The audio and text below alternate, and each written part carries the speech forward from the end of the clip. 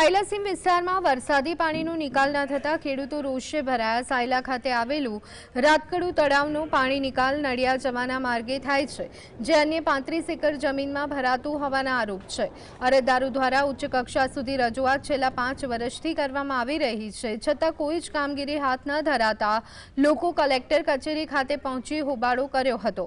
અરજદારની રજૂઆતને લઈ યોગ્ય નિકાલ માટે સાયલા મામલતદાર દ્વારા હુકમ કરી દેવામાં આવ્યો છે। વર્ષ 2021 સાયલા મામલતદાર દ્વારા સાયલા તાલુકા વિકાસ અધિકારી તેમજ સિંચાઈ વિભાગને આ પ્રશ્ન બાબતે ટેકનિકલ સર્વે કરાવી અને પાકને નુકસાન ન થાય તે રીતે પાણીના યોગ્ય નિકાલ કરવા હુકમ કર્યો, છતાં આજ દિવસ સુધી કોઈ યોગ્ય નિકાલ થયો ન હોવાના આરોપ છે। સાયલાની જમીનમાં અમારા રાતડકા હનુમાન પાસે તલાવ આવેલ છે। અમારા ખેડૂતમાં બધાએ બગડામાં પાણી ભરી ગયેલું છે 30 એકરથી 35 એકરમાં, અને અમે રજૂઆત મામલતદારમાં શરૂઆત 2021માં કરી હતી।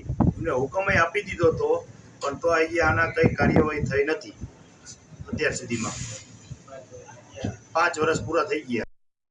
તંત્ર દ્વારા એ ઓવરફ્લો જે ખુલ્લો કરવાનો છે એ ખુલ્લો કરવામાં આવેલ નથી।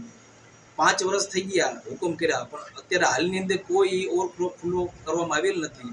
એના કારણે અંદાજિત 30-35 એકર ગુડમાં અત્યારે જમીન છે, અને અત્યારે હાલમાં ખેતરોમાં જે પાક વાવેતર છે એ પાક વાવેતર નિષ્ફળ ગયા છે અને ગુડમાં છે। તો અત્યારે સર્વે અમે ખેડૂત ભેગા મળી મામલતદારશ્રીને અમે અત્યારે રજૂઆત ફરી વખત કરવી છે કે તાત્કાલિક ધોરણે આ જે પાણીનો ઓવરફ્લોનો જે વેણ છે એ વેણ અમને ખુલ્લો કરી આપે।